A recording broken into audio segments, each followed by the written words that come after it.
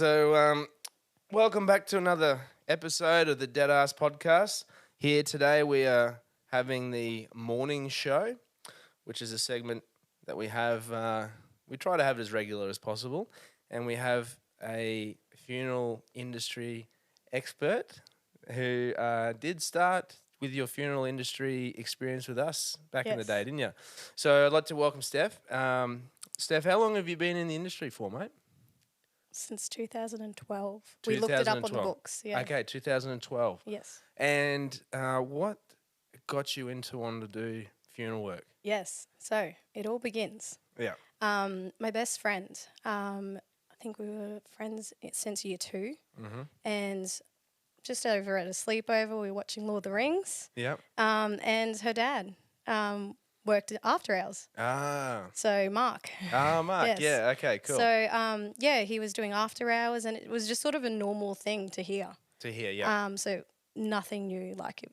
So you essentially you grew up in hearing those sort of things, and it sort of it sparked like an interest for you, did it? It not didn't? at all. No, I just knew it was a job, knew it was there. Yeah, sure. Didn't really think about it until I was working at Telstra at the time. Telstra and a nightclub. Yeah. And I was workaholic. Yeah. So I wanted more hours. So I was just like, I need more nighttime work. So I was living with my roommate, which was that best friend, and she said, "Hey, we've got a few after hours shifts here. Do you want to have a go?" So that's how I got in. Yeah. And then when you came in and you first started that, what was the experience like for you? Was it overwhelming? Was it interesting? Was it what you thought it would be? Was it you're like, oh, this is shit? what did you think? I think so. My first little interview, I suppose, was with Cole. Yep. And which we had on the last episode of the Mourning Show. Yes. Yep. So it was with him, and it was to take a pacemaker out. Okay. So just straight in. Straight into it. And how did you go with that? Were you all right? You didn't feel a bit squeamish or anything afterwards? You were fine removing the pacemaker? Yeah. So Cole was great about it. Really great teacher. So I call the listeners here on the podcast. I call them the pallbearers. Yes. So the pallbearers are the ones in the funerals, the ones that carry the coffin in for the funeral service. So the ones that are carrying the podcast, we call them the pallbearers. So for the pallbearers listening, when a pacemaker is removed, it's purely for a cremation process. Yes. So the idea is that because there is the potential that an explosion can take place when the cremation is apparent, the idea is to have them removed prior to the cremation. So one of the jobs that we do as a funeral director is to obviously remove that prior to the cremation taking place. So that was what you got to see first day. Yep. He talked to me through it, and he was saying, like, what are your thoughts and feelings during the process? Yes. I don't know if he remembers, but as I was cutting in, I said, well, if this is what fat looks like, yes, I'm going to have a salad for lunch. So he had a big grin on his face, and he's like, yep, yeah, you're fine. Yeah, that's good. That's a nice first impression. Yeah. It's funny how that makes you want to have a salad. It does. It really does, yeah. Look, obviously a retrieval of a pacemaker defibrillator is quite common as a requirement as a part of a mortuary technician. And so to get that's probably a good starting point. Yeah, definitely. To definitely see how you would handle that. There is those people that come in, like we were saying on the previous episode with Cole, that they come in the morning and lunchtime they're gone. So and understandably, but if you get those people that do hang around till after lunch, you usually have them for life. Yeah. And for you yourself personally, do you see yourself in any other career or anything like that? You're all that now, aren't you? I always come back. Yeah. Yeah. Definitely. And so with the funeral industry itself, after that day, you just knew to yourself, like, this is... Yeah, I've got definitely. this. Yeah. And did you... so what was part of your role when you first started? It was just after hours. I think that's all I did with you guys was just after. Oh, after hours work. a few funerals. So, you did the odd funeral too. Yeah. And you also I think you also did some travelling as well, didn't you? You did the Western Blackall. Blackall. Reputation precedes itself. Yeah. The old Blackall trip. Yeah. Yeah, I've been out to Blackall a couple of times. It's an experience going out there, isn't it? Yeah, definitely. Yeah. So, being in a regional town in Rocky here in CQ, there is that on occasion where we'd have to travel out west to go and do funerals. There is a lot of them are either council run out that way, or you might have one funeral director that operates a 1,000-kilometer radius. Like there's it's very rare to have multiple funeral homes or whatever the case may be out there. So it's quite common that you would have a local funeral director on the coast, like Rocky or Gladstone or Mackay, that would be engaged to go and do a funeral out west. Yeah. So that would include us literally packing the hearse up, placing the deceased in the hearse, along with the equipment that's required for the funeral. Could be the lowering device too, because a lot of those they don't have them. No, so we have to provide that as well. Excuse me. But also, so we have to pack everything up in that. We go out there. We have to stay overnight out there, conduct the funeral service, then pack everything up and come back in. Majority of the time out there, they were burials. Yes. So it was normally a graveside service, or you might have a service at the local church there. But essentially, it was like the town affair. So you'd have everyone from the town turn up. Yep. And they're all waiting for you too. Yeah, that's right. And they're on their own time out there too. There's no such thing as 10 o'clock. Oh. They don't care. So you had to do that as well, obviously, didn't you? Yep. Yeah. And how did you find the after hours work? Don't mind doing the? I loved it. You loved it? Yep. Yeah.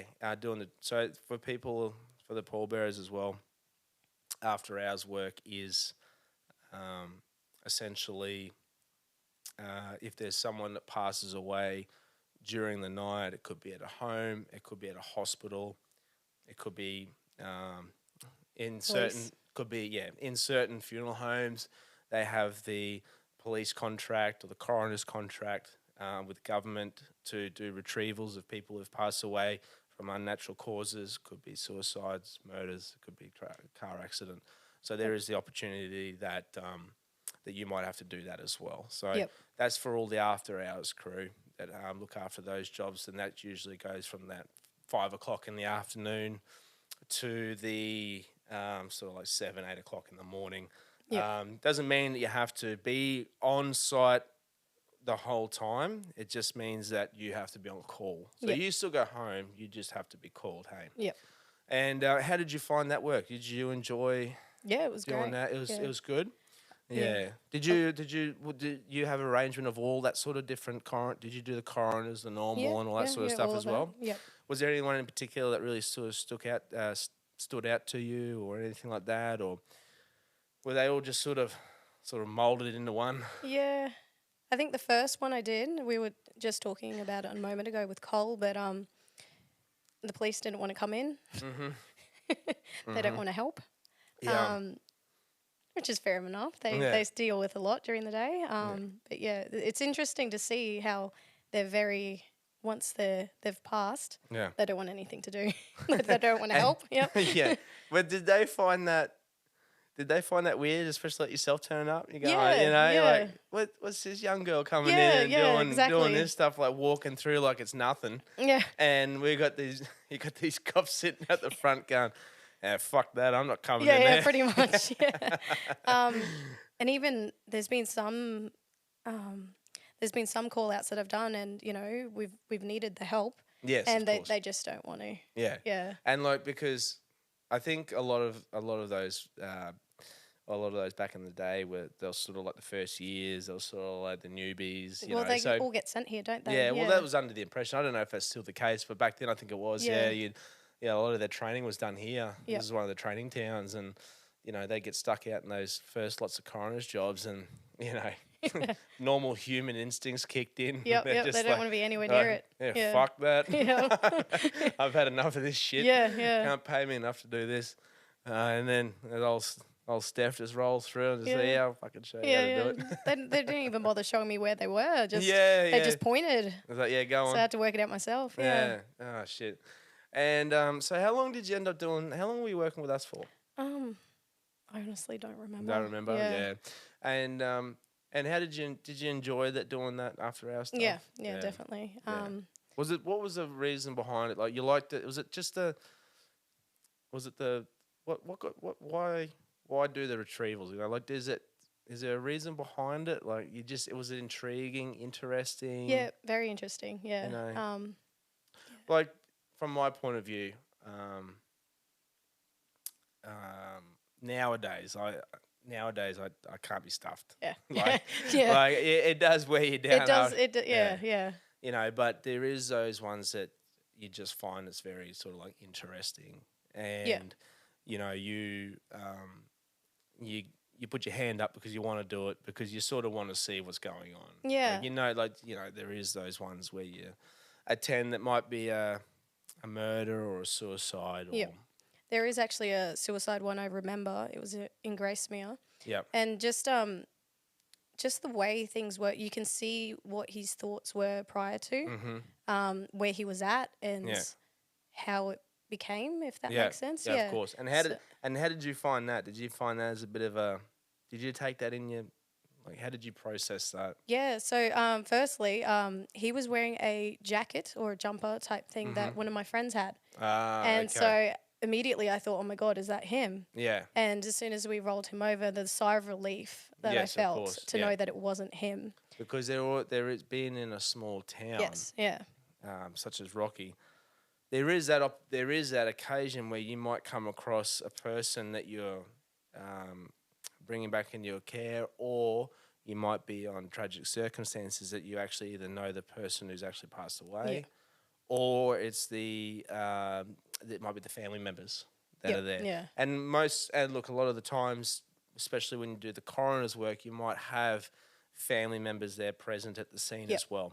So you're not just there doing the job of doing the retrieval, but in a way, you're also dealing with the emotions of the family. Yes. And the first thing that they're doing is they're asking you, what do I do? What's going on? And, you've got to remind, you can't say too much to them because you're under the guidance of the coroners. You're not actually there as the funeral home itself. Very different to so, normal. you have to be very... straight down the line, very professional. Just let them know that they have to contact their local funeral home to be in touch. Even though that you are working for a local funeral home, you're under the guidance of the coroner. So that's right. You're not there as the funeral home. You're not pushing your funeral home. Yeah. You're the coroner. Yep. In the sense of doing the retrieval. So a lot of people they don't sort of understand that, and they can be off-putted by that. And so it's good to sort of let people know that, hey, especially here in any of these sort of Queensland, I can't remember with New South Wales and Canberra and that, but in Rocky, in Queensland, the local private funeral home is usually contracted by the government to take care of coroner's work. Yep. So when a coroner's job is called through and asked for the government undertaker to go, they're acting as on behalf of the coroner, not the funeral home. So it's a completely different professional service that you're providing. So, you've got to be very black and white. You can't tout, because that's, not a part of the process. And it's not like you're out there touting anyway, but it's just like people are like, well, why aren't you just saying to us, we're going to take them back to our place? Yeah. You can't, because you're there as the coroner. But, so that in itself can be a bit of an emotional drain as well. Yeah. And especially when it's people that like you said, or people that potentially that could be. So you have these mixed emotions going through that you're dealing with as well, isn't it? So it can build up and it can get to you as well if you're not careful. And especially people like yourself and myself as well. Like, we were very young when we all first started. Like, we weren't. We were all started, very young, and probably still immature and still trying to learn to grow up, and then get confronted with the facts these of real emotions, real death, yep, first-hand experience of it, seeing it. It can be overwhelming if you're not careful. Hey, yeah, definitely. And so, how did it ever at any point get to you at all? Did you ever feel like no? Yeah. So, Leonie. Yes. She always told me from the very beginning, if anything's too much, let me know. Yeah, and that's so for people who don't know that, Leonie, that was my mum. Yep. Yeah. So she would say that to you, was she? Yes. And she would always say, Cole as well, all of you did, to debrief. Yes. So on the ride home or back to the funeral home, to have a little debrief of what we saw, our emotions, just to get it all off our chest. Yes. And then, of course, after that, keep talking about it if you need to. Yeah. But yeah, that was one thing that something that stuck out to me that Leonie said. Just make sure you talk about it. So and it's true to the word too. Yep. Definitely. And we find that's the best way to deal. Yep. And especially I was talking about this with Cole, and we were saying the same thing, that it's good to debrief those feelings and thoughts and everything that's going on, especially with the people that you're working with as well. Because they're going through the same thing. They understand it. They know exactly what you're feeling because they've seen it themselves. Yep. So, yeah, it's nice to be able to do that and debrief that. And so did you did you feel like you built like a tolerance to it as well, or was it more of a case of just the same every time? Like you're built for it from the start. You sort of knew it. Yeah, it's just I've had a lot of people say to me like, how do you deal with it and all of that? But it's normal for me because I think I did start so young that it just became normal. Well, it's funny that you say that because on the previous episode we reached out to the audience and asked them if they had any particular questions, or anything that they wanted to know, that we'd try and sort of answer some of those questions that they had. And one of the questions was from a chick through my mate Nico, and she wanted to ask, how do we deal with it? How do we deal with it on an emotional point? So everything that we've discussed at the moment has been on a transfer point. Okay, so where we do the retrieval of the person who's passed away. Now, there's been a couple of different instances there as well, because what happens is after the transfer, then becomes the organising the funeral. Yep. Okay, now you've had experience in that as well too, haven't you? Excuse me. So once a person's passed away, we've done the transfer and we brought them into our care, it becomes the point of arranging for the funeral to take place. Yep. Now, this was one of the questions. They wanted to know how do we deal with after funerals and stuff like that? Because what happens there is with the funerals, you start building up these relationships with the families. Yep. You start to empathise with them, understand what they're going through, and every funeral's different. You'd like to think that majority of the time, funerals are for the people who have lived a full life. They've gone, lived, and they're at the end of their life. They've the family have all come together. They had some beautiful stories about this person's life, and everything runs perfectly and smoothly, and then we're all done, and everyone drives off into the sunset, and it's all happy days for everyone. But that's fucking hardly ever the case. No, very far between. Yes. So you're gonna have the stresses of families, and people say that death does bring the worst out of people. Oh, definitely. And it does, doesn't it? Yep. So you've got family members that fucking hate each other. They want to get each other's throats. Yep. You've got... You got to be the middle person. That's right. And you're copping it from both ends. Yep. Then you're dealing with... Then they want to engage their solicitors. And then you're dealing with song choices and the ministers and the tributes. And ex-partners. Ex-partners. Yes. All these different extended members of the family that want to come in and put their 2 cents into, which is understandable. Definitely. People are going through the motions. We're not saying that that's a bad thing. We completely understand. People are going through those emotions that they're dealing with, and you're going to get a roller coaster of emotions from people as well. You're going to get them upset. You're going to get them angry. You got people that's out for revenge.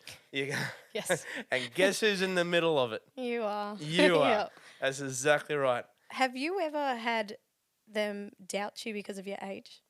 100% when I was younger. Yeah. Yes, definitely. Now, I'm 36 now, so I'm a bit more longer in the tooth. Yep. And I've been around long enough, and my wife tells everyone I'm 43 anyway. So, so people think I'm bloody. I'm in my early 40s anyway. So I've been around long enough. Yep. When I first started, exactly the same as you. Yeah. Is that what you had to go through that? There was one service that I was organising, and it was just me in the office. So it was just me. Yeah. So the father came in.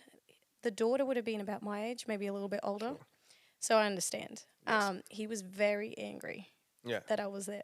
And unfortunately, I was the only one there at the funeral home. Oh, really? And it was up to me. Yeah. He was very abusive. Yes. But I understood it. It was just his. Yeah, but that's still not acceptable. Yes. Yeah. After the service, though, he did calm down and he brought me flowers and chocolate and apologised sincerely. Because he didn't give you an opportunity to let you actually show yourself what you had to offer. Yep. And know that you've been in the game long enough to know what you're doing. That's right. Yeah. But completely understood because no one wants to lose their child. Yeah. Oh, look, yeah, and they're dealing with heightened emotions, Yep. tragic circumstances may be the case, and the fact that look, the worst ones are the children. Yep. There's no doubt about it. That they are the most, there's a difference between celebrating a life that's been lived. A person's lived a full life. Yep. That's a natural progression. That's being cut short. Yeah, that's what's supposed to happen. Yep. But then when you have a life that's didn't even have an opportunity to live. Yeah. And you expect that you're going to be dealing with the emotions of people. That's right. You've got to have thick skin because that's what you're going to get. Yep. But it does wear you down if you're not careful. And it goes back to that debriefing.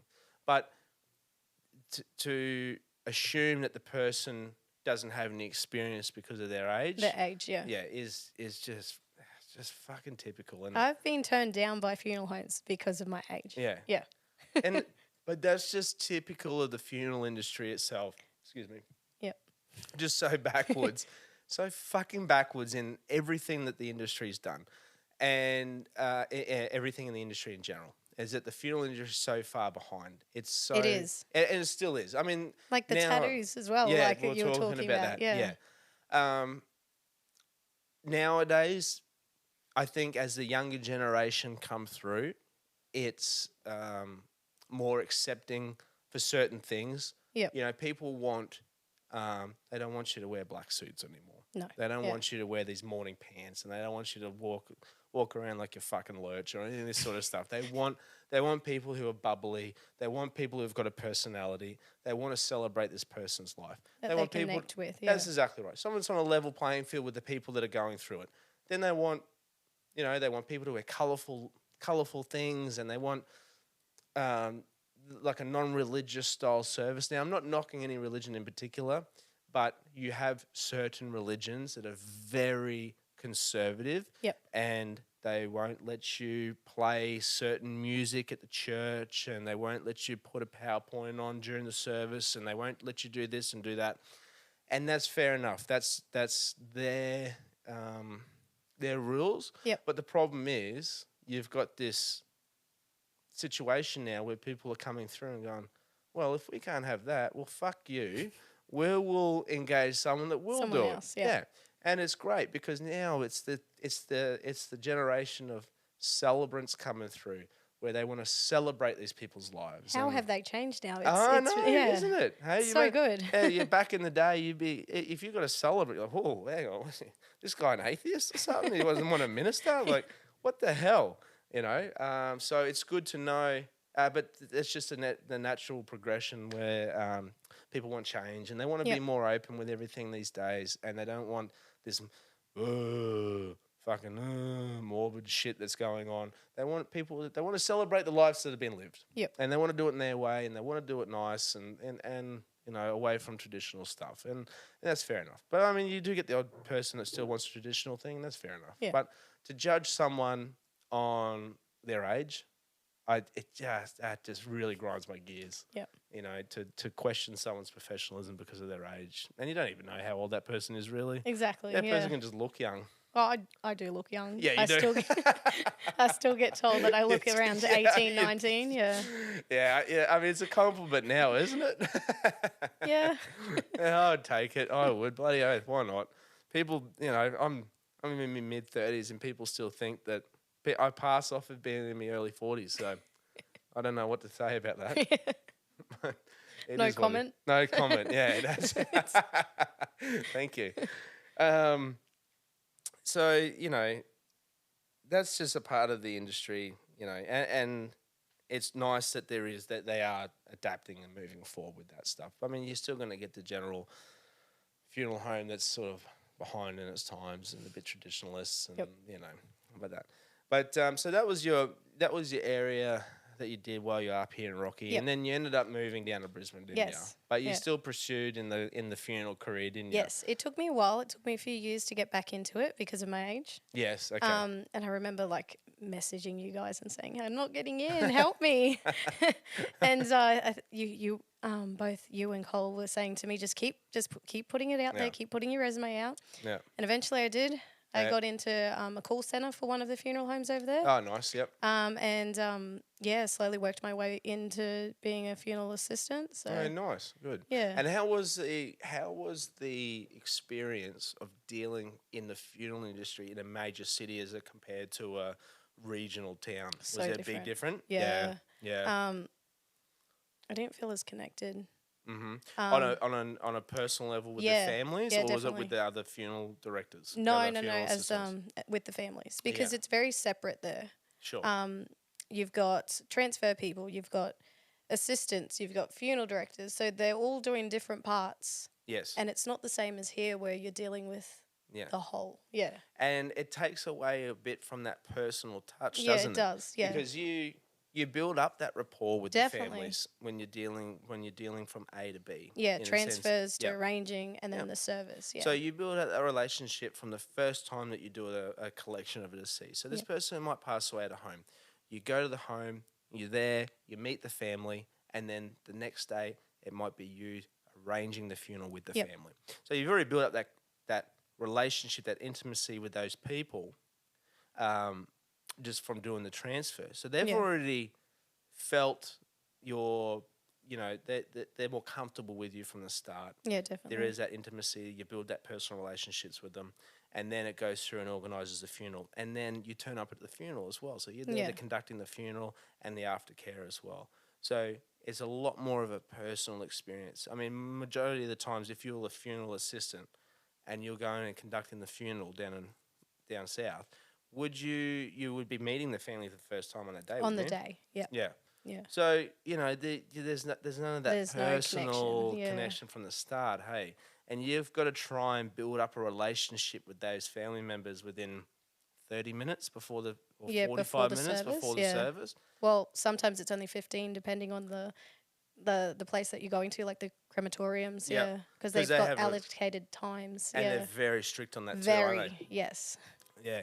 I've done one or two in my time, and down there, and I remember how stringent they were. You've got to get them out the doors and everything. Yeah, literally. Yeah, you're literally kicking people out the door like, mate, you got to go. Yeah, you've got the other hearse coming through. Yeah, I know. And they'll literally start bolting people over if you don't. I know. So, and poor old grandma in a wheelchair, getting nudged by the hearse. I was all pushing them out of the way so they can get through. But that just goes to show the difference between a regional sort of town and the city. But a lot of the people in the city too probably don't know any different. That's what they'd be used to. That's their normal. Yeah. Nowadays, any time in the city, in the regional towns, we have like a 2-hour slot that's available for people. Wow. Yeah, no, that's what I mean, isn't it? So like our little 45 minutes over there. Isn't it crazy the difference? Yeah. So, they can have time to come in and settle in and have the funeral, and then have time to congregate with people afterwards, and then move on from there. Yep. So there's a big difference there. Definitely, yeah. So that's interesting from that point of view, isn't it? Just seeing the differences just in the geographic area about how the funerals take place itself. Yeah.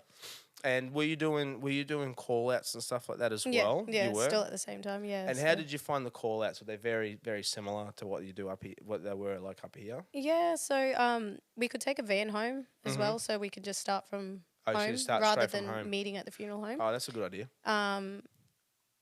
Yeah. Well, they would have had multiple vans too. Yeah. So we had a south side team and a north side team. And yeah, pretty much just one team gets called out first, then the next one, and then back to the first one. So we get a break. Yeah. But yeah, that was. Did they have the coroner's contract as well? No.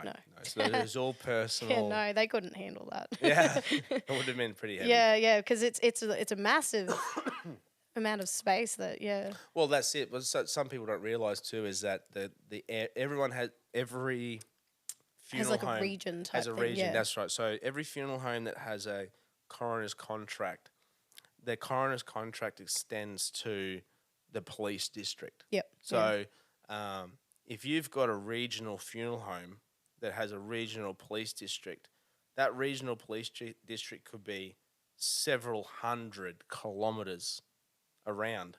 Yep. It could be, but then also too, like if you've got a couple of the police districts, you could be dealing with potentially dozens of coroner's jobs every day, like dozens of them. And, that can be quite overwhelming for any business real quickly. Yeah. I'm not too sure of the one in Brisbane. Yeah. I could imagine it would be. Yeah. Yeah, it doesn't, from what I've heard, it's pretty intense. Yeah. So are you currently still doing funeral work? Yeah. Yep. And are you just doing a bit of everything or? Yeah, so I'm an assistant. Yep. But in saying that, I mean, when was it? Last Monday I conducted a service, so I pretty much can do it all. And they know that. So yeah. And it does help because they know that. Sorry, I should look after the funeral. Yeah. It's a good thing to know to have. Yeah, just to have there. Yeah. Yeah. So what? So at any point during your working career in the funeral industry, did it ever get to you at all? Did you ever feel like you had a moment there, or was there any particular stories that sort of pop out to you that, or do you have anything particular that's happened to you in the funeral industry that you wanted to talk about, or was it more of There's two. Okay, go for it. All right, good. So there is this one that was here in Brisbane. Oh, in Brisbane.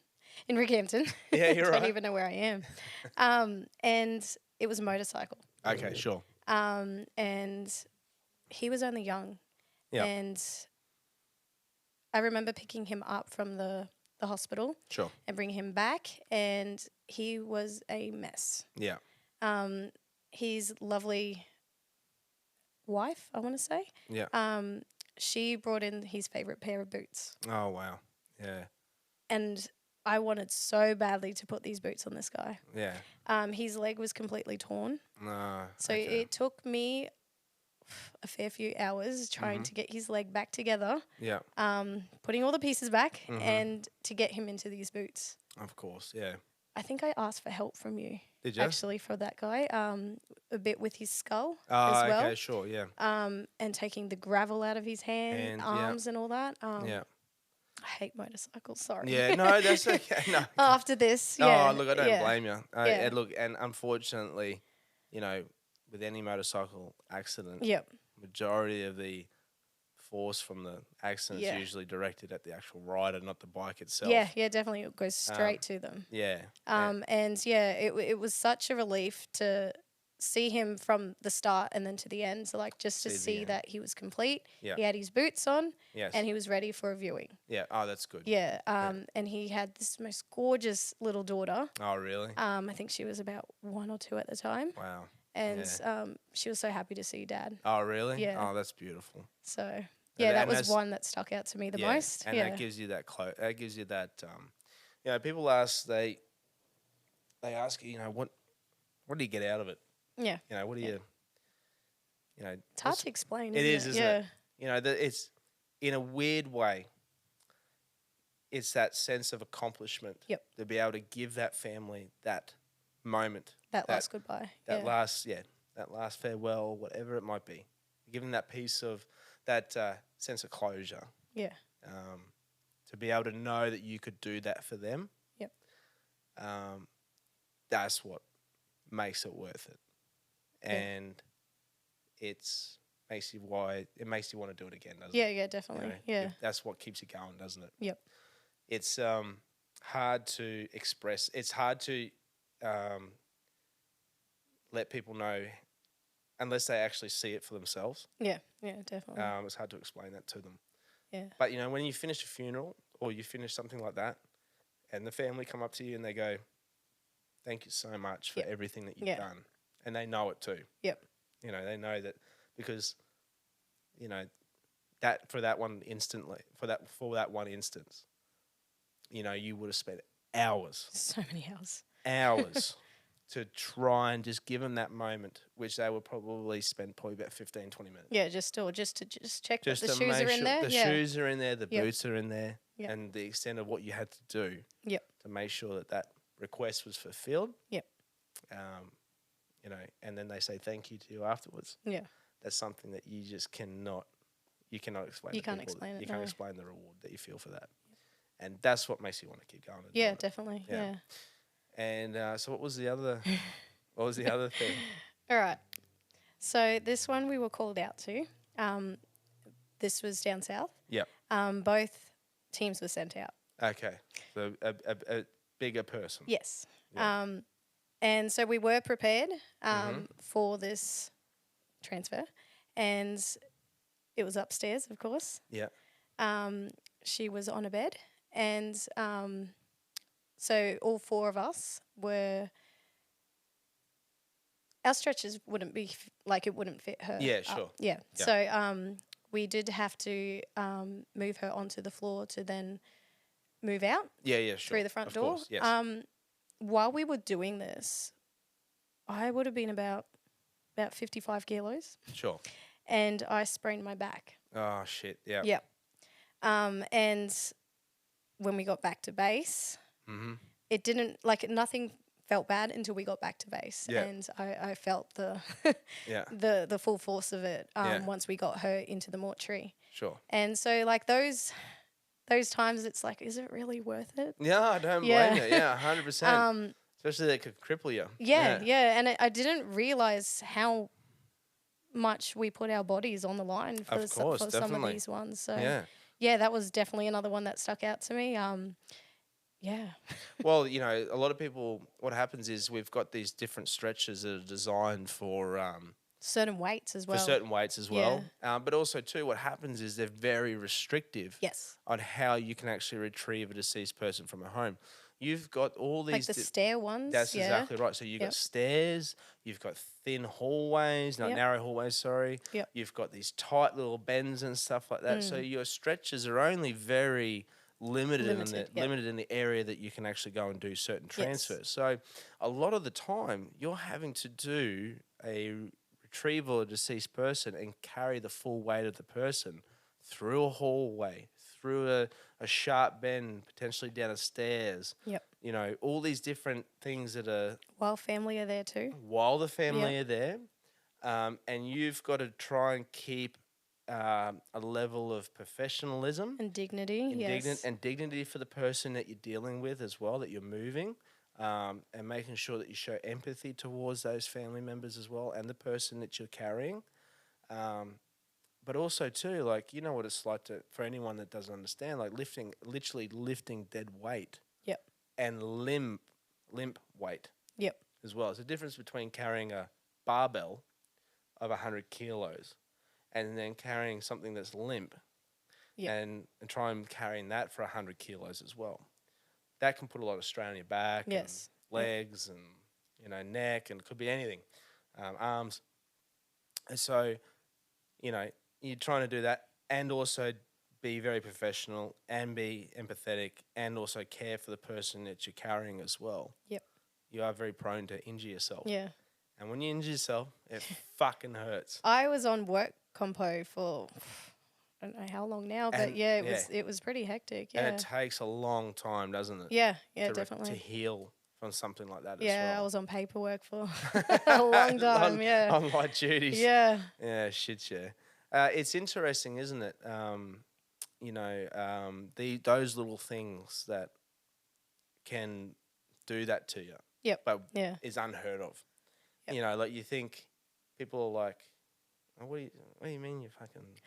They don't believe that we go out as well. They think it's the ambulance or, That's you know. right. Yeah. It's a common misconception that people Yeah. think that it's the ambulances the ones that actually transfer the deceased person to maybe to the hospital or something like that. But that's not the case at all. Nope, that's us. It's the funeral director that's going to do the retrievals. Yeah. So we did on that note, we actually did have some different questions. We actually had people ask us some questions. I know Alan, who's here as well, who's our Googleizer and does all our videography stuff. Alan had a question himself, didn't you, mate? And Alan, let us know what your answer. What's your question there, mate? Yeah. Say somebody passes away in hospital. Yep. Of natural causes, make it simple. Yeah, thanks, mate. What's the procedure that happens to them from there to the funeral? Like, run us through the basic sort of things that go on. Yeah, so if someone was to pass away at the hospital, there's a couple of different scenarios that can play out there. So, for instance, some of these big hospitals, they actually have a mortuary and a holding facility where the deceased person would then be transferred from the ward down to the mortuary. And then an application's made to the hospital to organise a retrieval from the mortuary back into our care so that then we can take care of funeral arrangements. So that's essentially your big hospitals, your big general hospitals, even some private hospitals as well, depending on what it is. I know down in South there's a lot of them that require, you've got to actually organise, you get a sign release paperwork from the family, and then they'll issue a death certificate, like a cause of death certificate, or for people who don't know, it's like an interim death certificate. And then we can bring that person back into our care and organise funeral arrangements. But then you've also got these little regional hospitals as well, or ones that don't have the capacity to hold deceased persons. So it would be a matter of calling the funeral director straight away. So the hospital there will actually have contact details of the funeral home to call.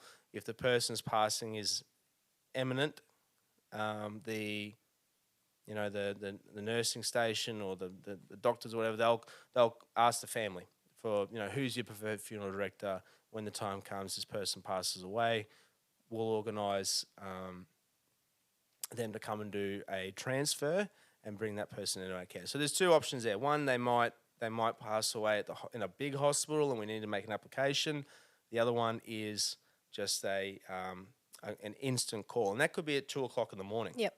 And you know that yourself too. Yep.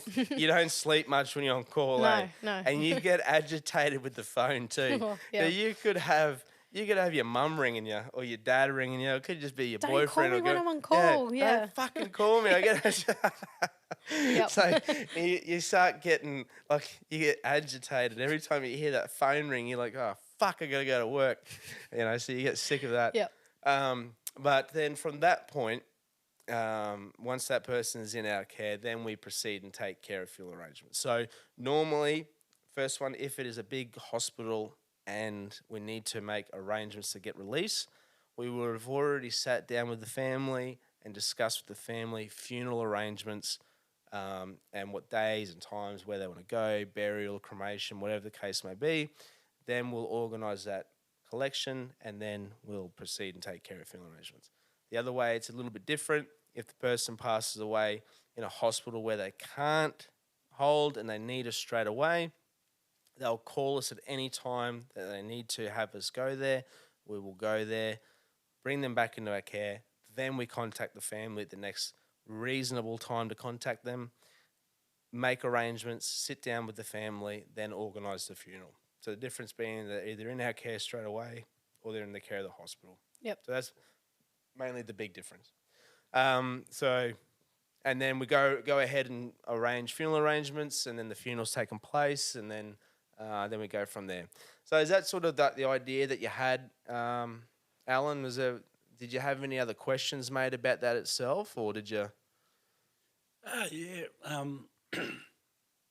Sort of the prep that goes into the body, and Yep. Sure. is it different for burial? Yep. Compared to cremation, Sure. That sort of thing. Yep.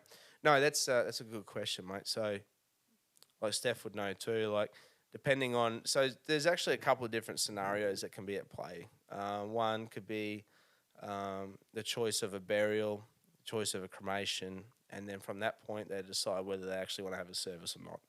Yep. So that even nowadays there's actually a growing trend where people don't even actually have services. They'll actually straight just have cremations. Yeah. straight cremations and There's stuff like actual that. funeral homes that are just Purely cremations. Yeah. cremations only. Yeah.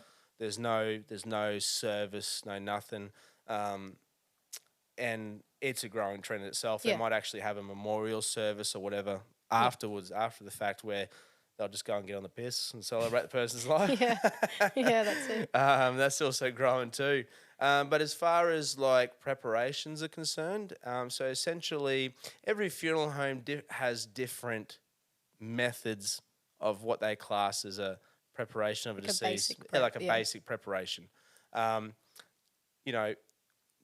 the funeral homes that I sort of grew up into, done my training in, they would prepare a deceased person for the fact that regardless of whether they wanted to have a viewing or not, they prepare them for one anyway. Yep. So at any given point, if a family member ever wanted to see their loved one again, all they'd have to do is unscrew the lid and they could literally see their loved one.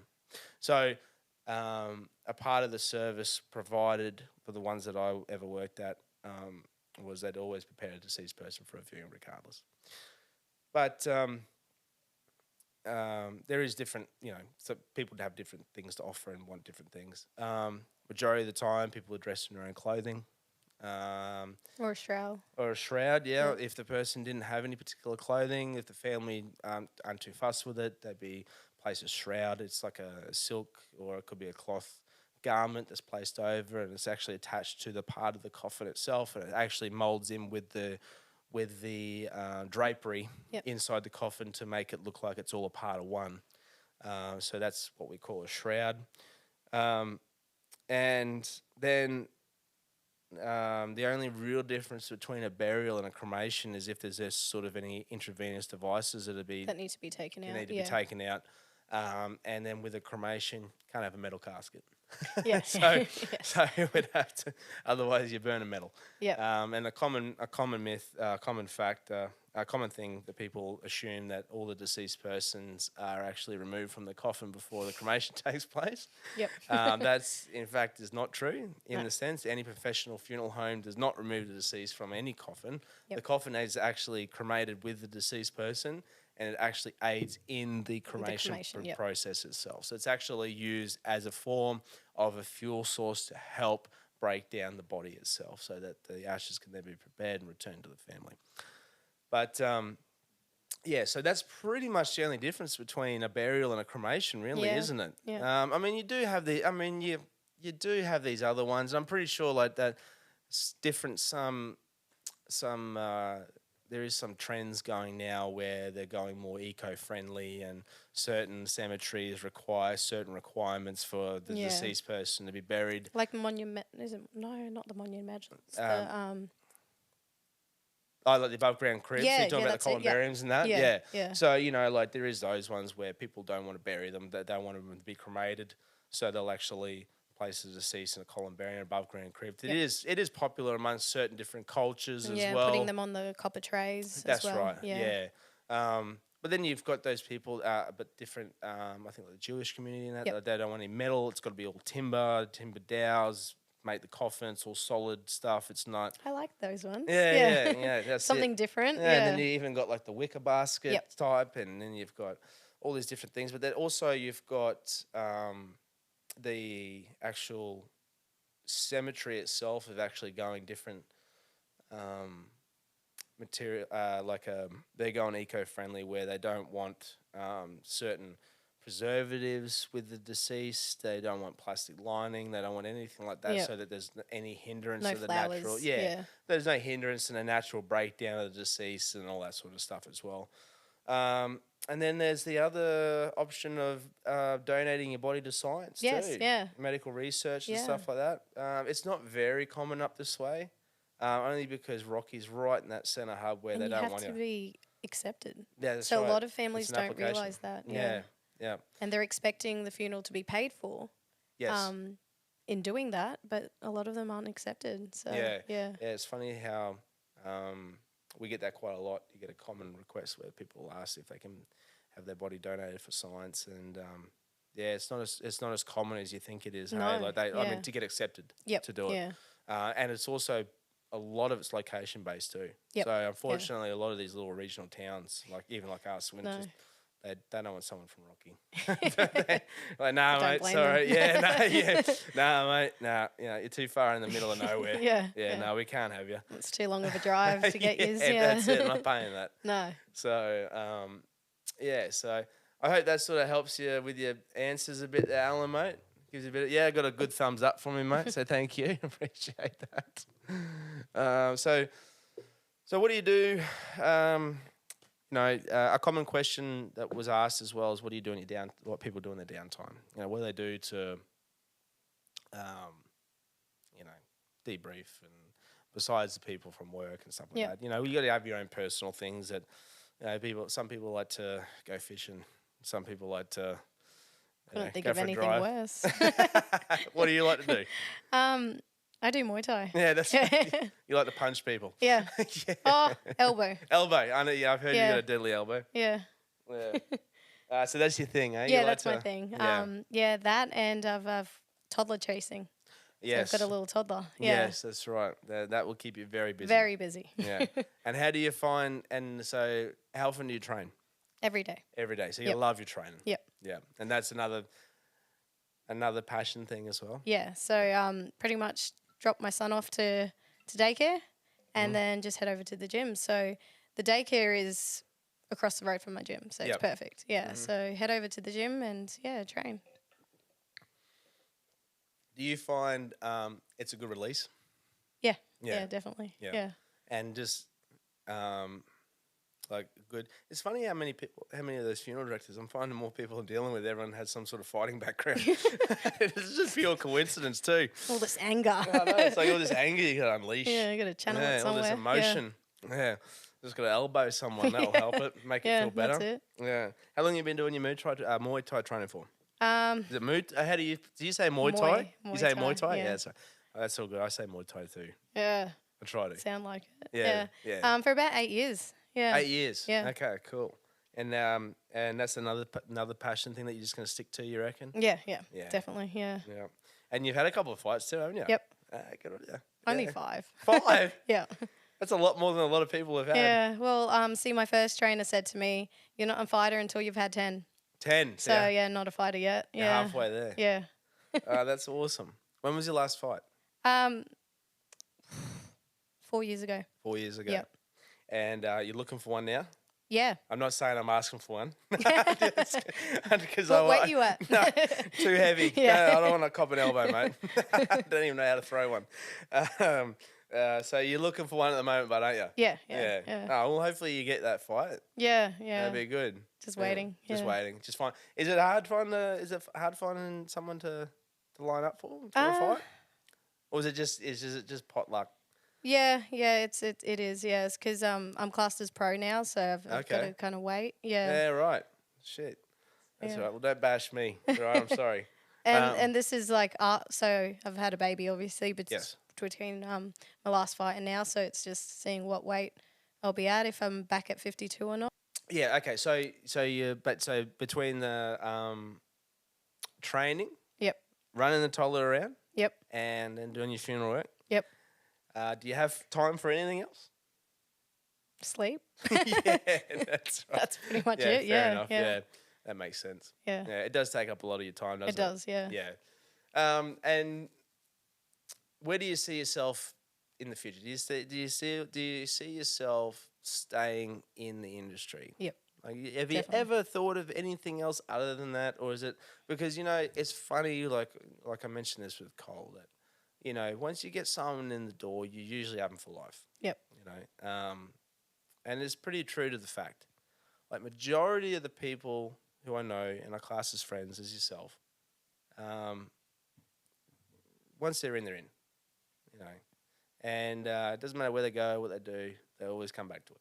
I remember you saying that, and I was like, nah, surely not. It's But yeah, funny. yeah, It catches it you, is, doesn't yeah. it?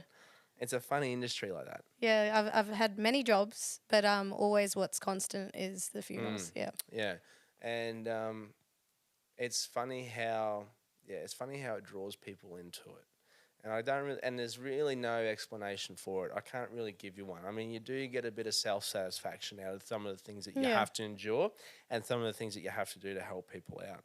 But you can get that same sort of self-satisfaction from other things, from helping Yeah, people yeah. as well.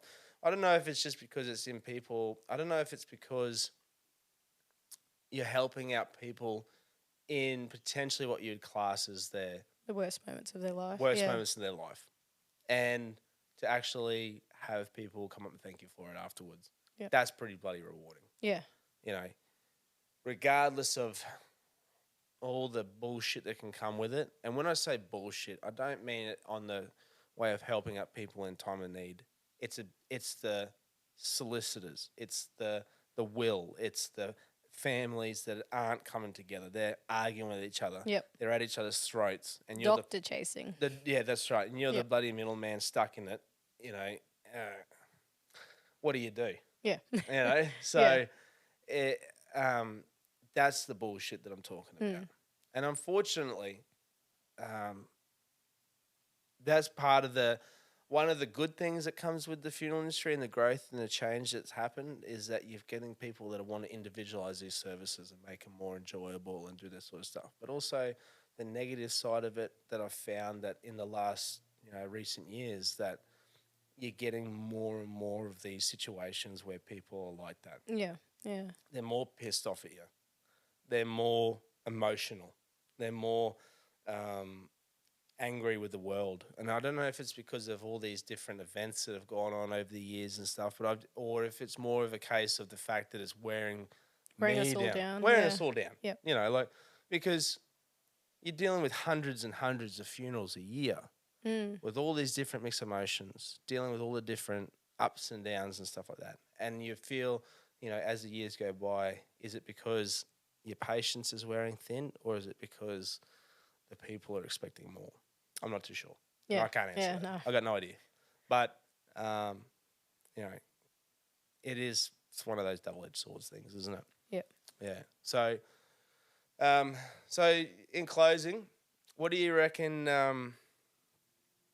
What do you want to do moving forward? Do you want to just keep going with that sort of funeral assistance side? Do you have any? Is there a particular part of the funeral side that interests you the most? Is it the funerals? Is it the transfers? Is it the body preparation? What sort of things interest you the most out of it? And is there a particular thing, or is it everything? Yeah, it's pretty much everything. I think it's because starting here as well, Yeah. because starting Yeah, with that's it. I think I Yeah. think, to be honest with you, I think probably the best way for someone to start in the funeral industry is to start with somewhere that it's in a regional place. yeah, definitely Because yeah. you don't get a sense of the real funeral director when you're dealing with these large multinational companies or whatever. Yeah. Dealing with these large, multiple funeral homes, multiple people. Like you don't get a real sense of what it's like to be a real funeral director. You get No, you get a it's- little snippet of it, don't you? Yeah, definitely. And then it's the same thing every time, and you don't really. And then it becomes like clockwork and a bit like shift work. It's not really that exciting. It's not, it's sort of like becomes like any sort of dead end job. yeah, yeah, I'll plug like a dead ass job. yeah. But essentially that's what happens. I think the best experience you get for someone that's looking out and, someone that might be interested in starting in the funeral industry, I think the best thing for them is to go to a regional one. Yeah. Get the experience of where you are the jack of all trades. Yep. Or the Jane of all trades. family ones as well. Family ones, yes, definitely, because you get to see it all. Yep. You experience everything. You experience the funeral, potentially the arrangements, the body preparation. In that case, majority of the time, it might be a little regional one. You got the coroner's contract as well. Yeah. So you get to see it all. Yeah, And, so I've worked in a large company and family one. So I'm with a family one now, and just so much better. Yeah. Last week I did a home transfer. Taking the deceased to the family home for a Samoan service. Oh yes, yep. And then I did the service the next 2 days. And then at the church and then the burial. Yeah. Yeah, that's beautiful. And so I was able to see the family from there. Yeah. And you build up relationships with those people. Yeah. And they get comfortable with you. With the larger ones, you don't get that. It's just mainly of who can be where at what time. It's not really a good follow through. Yeah. And there is the potential, also the fact that, there is that potential thing that you might not even deal with any families at all. You could just be doing one particular job. Yep. And not really get to experience what it's like to go through a proper funeral at all. Yeah. You could just be one particular job. Yeah, and get very complacent as well. Yes, complacent, less empathetic. Yep. No sort of real, no appreciation for the things that you have to go through. Well, no sort of self-appreciation for the things that you do in life as well. I think, like I was saying with Brian earlier, we get constantly reminded of our own mortality. Yep. We get to see things that not many people get to see. So to have an appreciation for life and to have appreciation for the things that you do, that comes with dealing with the experience of going through some of those things that some people don't get to experience even working in a funeral home, in the big ones. Yep. So, I think it's very important. So to the people out there who are listening, if that's something that you wanted to do, that's probably the best way to do. Go the family way, the family funeral home way, or that sort of smaller regional. Regional, yeah. Yeah. A question I get asked a lot is, what courses do I need to start? That's a good question. And I only got it last week. For I don't know how many times I've been asked that question, but none. That's right. Keep your money. Yeah, that's right. Yeah, there's a lot of these. There's a lot of these ones that have their own sort of self-training with inside. Yeah. But nothing. It's really all on the job training. Yeah, it is. It is all those on the job training. That's the same thing for me too with the cremator. They asked me if I have to have a license to know is there a course or a license that I need to cremate. Yeah, that's right. But no, I mean the cremator itself is going to be a license with the local council, like licensing, with them, but not myself personally. Yeah, just the unit itself. But there's really no training for that either. No, yeah. You just got to know how to turn it on. Yeah, and then turn it off. Yeah, don't leave it on. Yeah, no, don't leave it on. That's exactly right. But that's a good question. Yeah, no, there is no specific training. It's all on the job training. Yeah, because they come all happy to me and said, "Oh, is this the course that you did?" I'm like, "No, mate." Yeah, you find. I think there's like. I think Victoria have like a sort of like a funeral services course that you can do, which is sort of tailored to suit those sort of larger funeral homes. But there's no standard operation. Like if you were to go into the police force, you have to go through a certain training. Yeah. Like there's only one form of training. One way in. One way in, one way out, whatever it is. You don't have that with the funeral home at all. No. Nothing at all. So it's that's a good question. I forgot. That's a good one to let people know, let the pallbearers know. So what's so you're visiting up in Rocky at the moment, catching up with family and stuff? Yeah, just with the family. Yeah. I want to take my son to the show. Oh yeah, the show. That's right. Yeah. The show this week too. Yep. Take my kids there. I've got a bad habit of eating all the shit food. I like the fairy floss. That's what I'm here for. Yeah. Dagwood dogs, bloody, the rotary bloody steak burgers, the chips, all of it. I'm going to document every bit of it. Absolutely love it. Man. So, no, thank you very much for popping in and sharing your funeral industry experience. It's great too because you're our first ever female, and I know we're only number 4 or 5, but at least Make me feel special. Yeah, well, you got in first anyway, Yeah. so yeah, you got that forever. Now, Just not the nameplate. No, not the. Well, when you have your own birds on you. Yeah, no, Cole didn't get one either. He's sitting there shaking his head. Yeah. Unbelievable. But you get to have a shot of the Don Julio if you want. Yeah. You want to have a shot of the Don Julio? Yep. Okay, so Do you want the drunk one or the sober one? I'll stick with the pissed one. Okay. Now, just for the listeners, I've been calling it Don Julio the whole time. It's actually pronounced Don Julio. But I'm going to stick with Don Julio because it sounds cooler. Okay. So that's pretty big. Sorry. That's all right. This is actually my second one for the day. So this is, let me know what you think. You ready? Cheers. Okay, hang on. To good health. Yep. All right, here we go.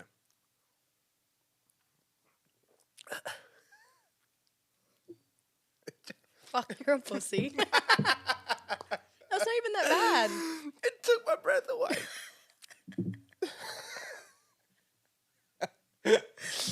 Wow. Shit. Well, thank you very much.